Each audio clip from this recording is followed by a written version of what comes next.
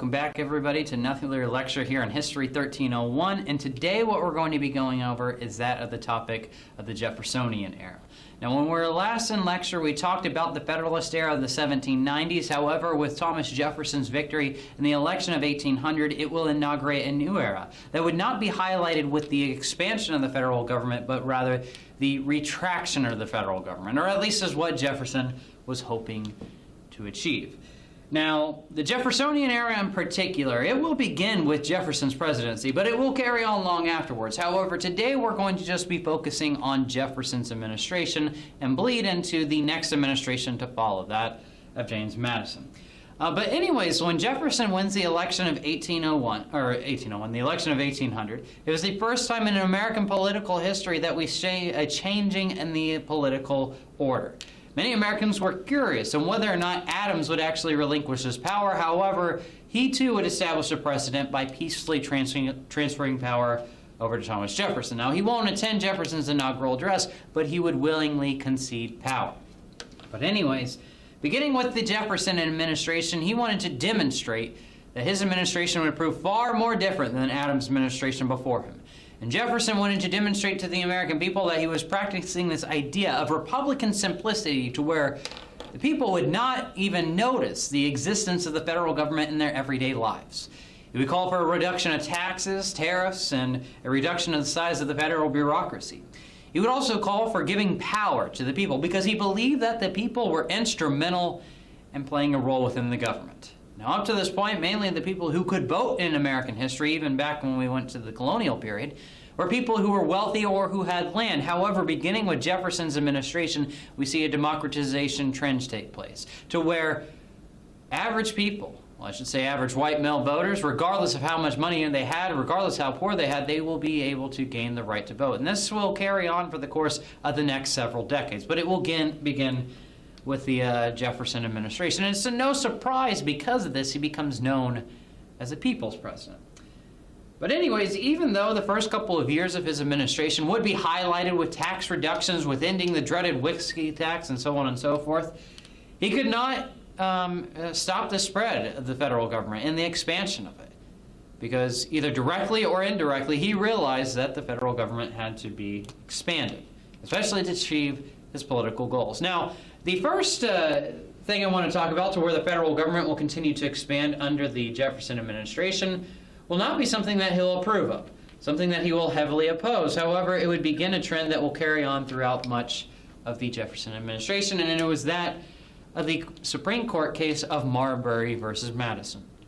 Now, in the Supreme Court case of Marbury versus Madison, the judiciary branch, the U.S. Supreme Court, wanted to assert its authority as one of the premier branches of power. Up to this point, really, it was only the executive and the legislative branches running the shots. The judiciary branch was really an afterthought. And both of those previous branches I mentioned believe that the judiciary branch should not have any political power.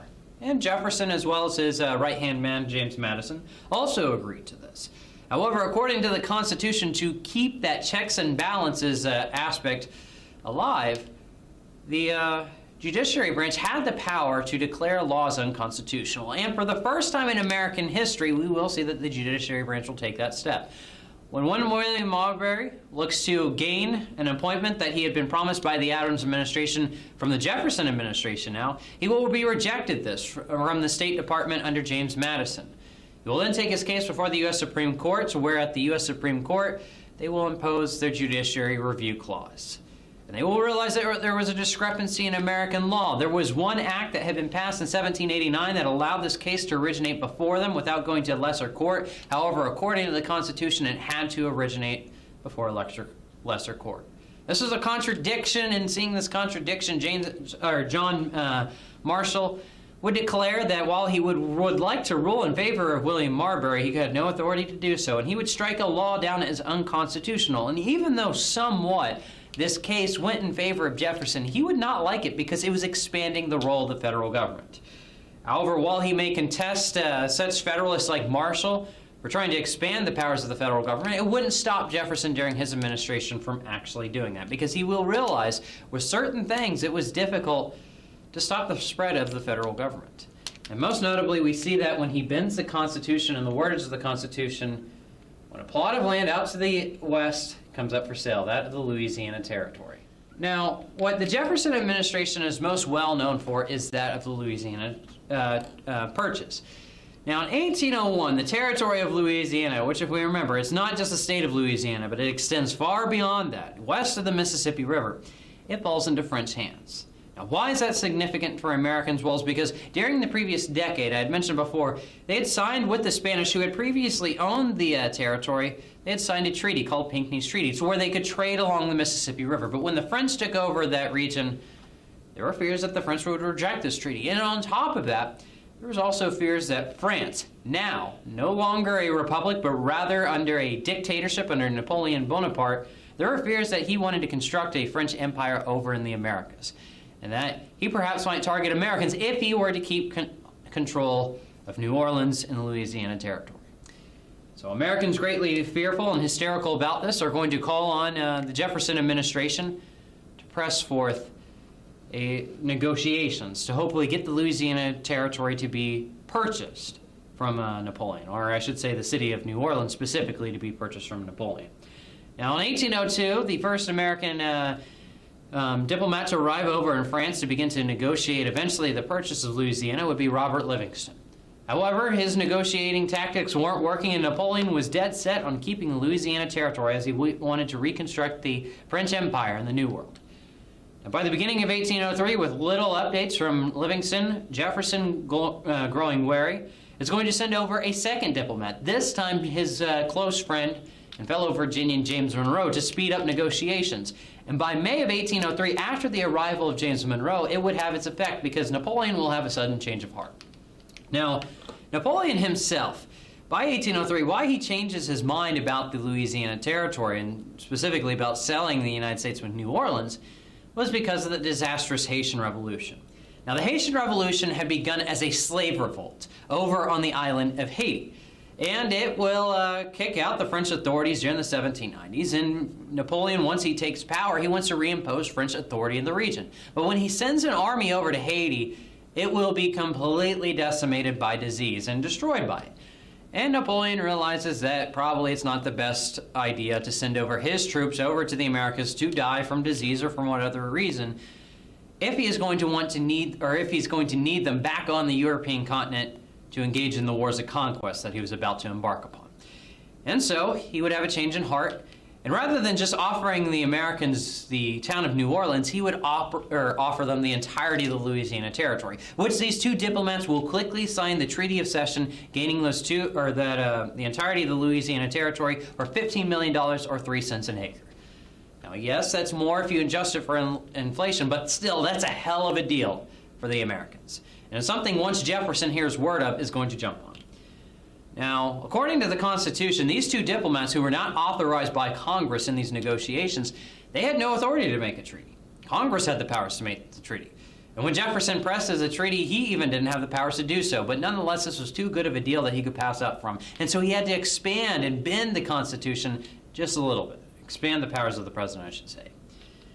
And even though, while he may have been bending the rules of the Constitution just a little bit, when word of the Louisiana Purchase does arrive back over in the United States, it will be widely popular.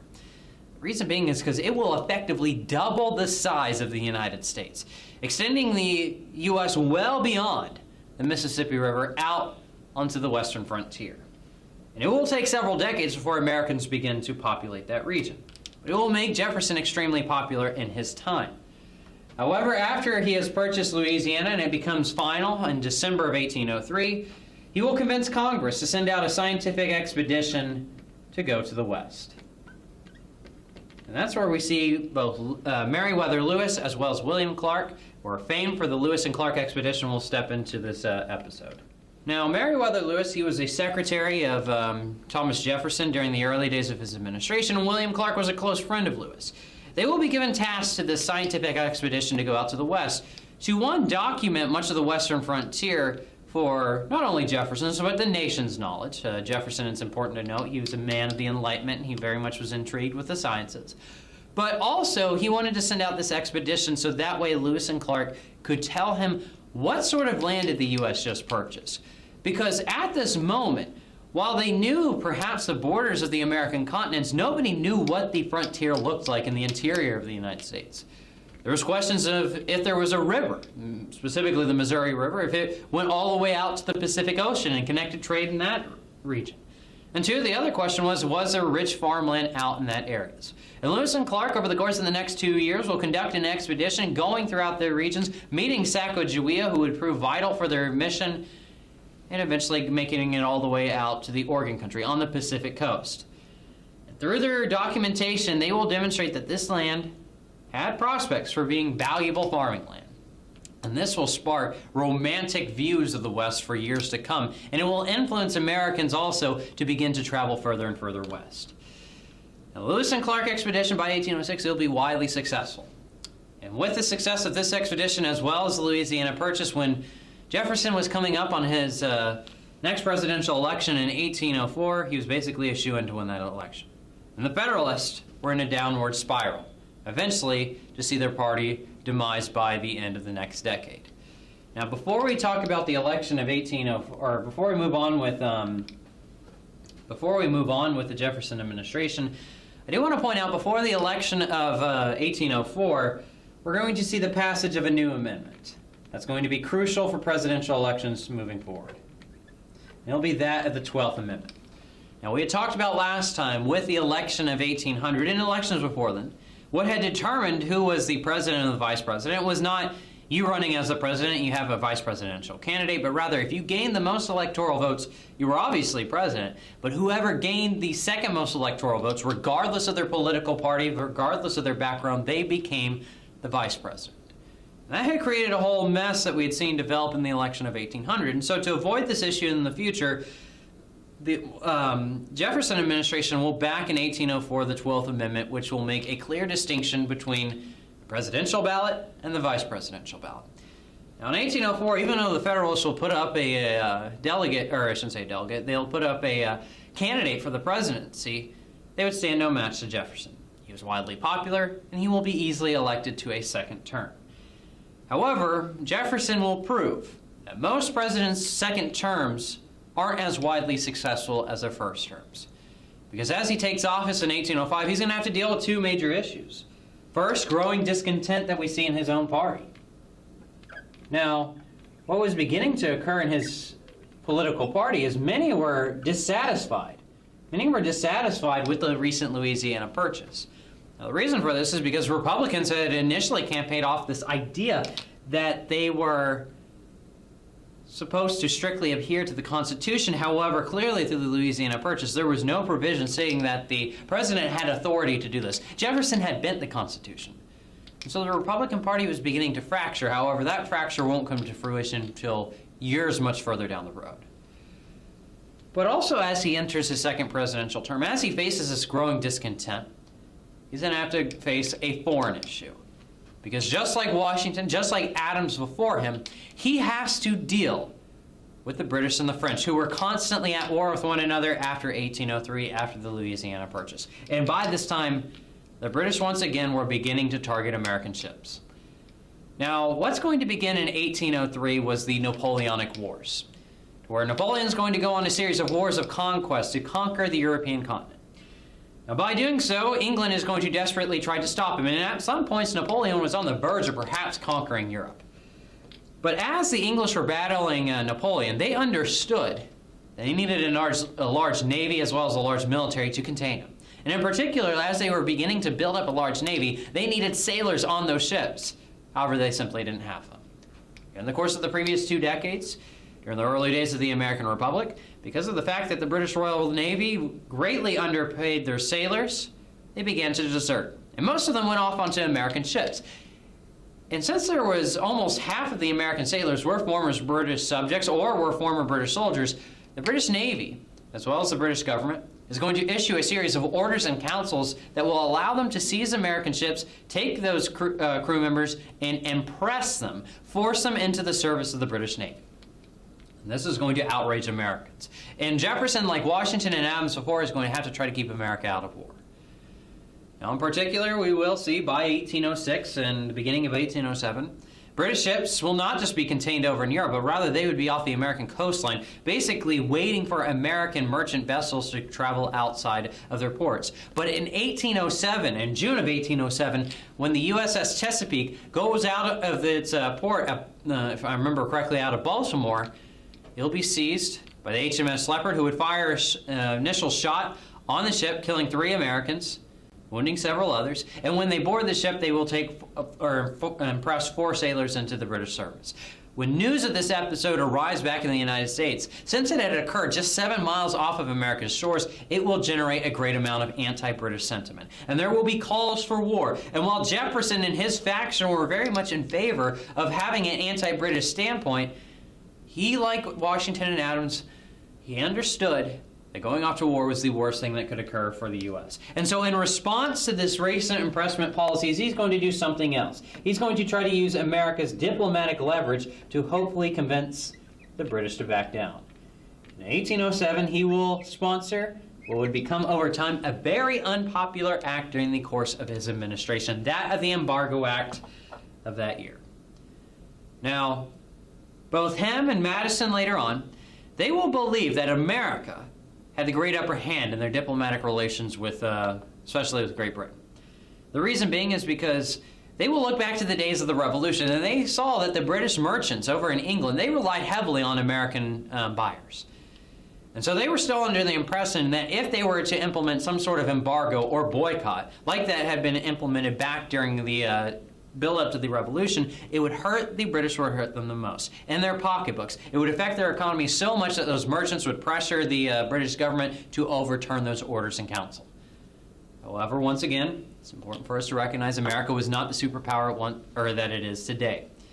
It was a small nation, and by this point, the British, after the Revolution, were trading with numerous other powers. And so when they institute this Embargo Act, which would cut off trade completely, not only with Britain, but with France and all of Europe, it would actually have a negative impact on the American economy as opposed to the European economies. To enforce this embargo, to ensure that American vessels would not trade with European ships, he will place a blockade, or I should say Jefferson would place a blockade on American ports.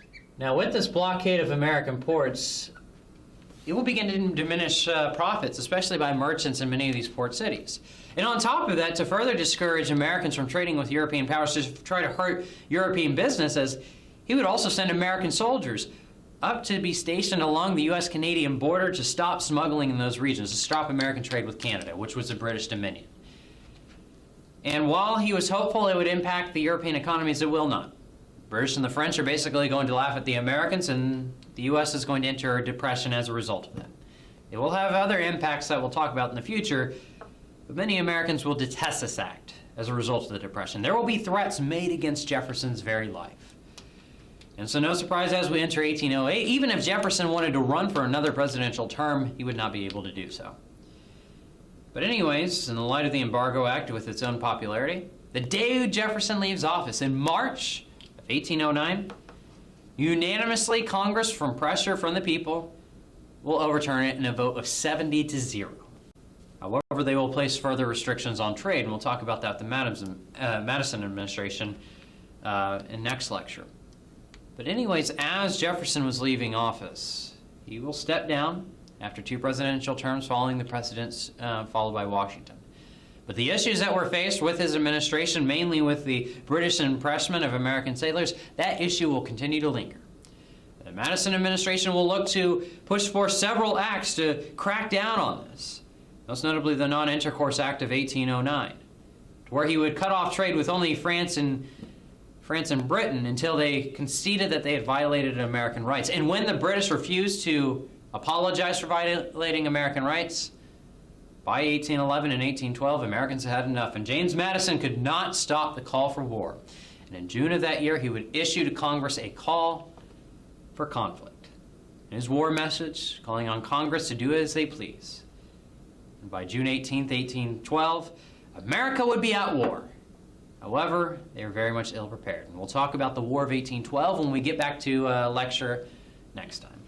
But anyways, this ends our discussion over the Jefferson administration. Now, I want to point out the lecture that we've just gone through, the Jeffersonian era, it as well as the War of 1812 are on one set of lecture slides, so do review both of them for both of those slides. But anyways, we'll be talking about the War of 1812, its causes and effects when we meet meet on lecture next time. But anyways, just like always, in the meantime, go out, complete any outstanding assignments. Make sure you read all articles associated with this video, as well as read through the corresponding chapter in the textbook. But otherwise, everybody go out, be safe, and I'll see y'all next time.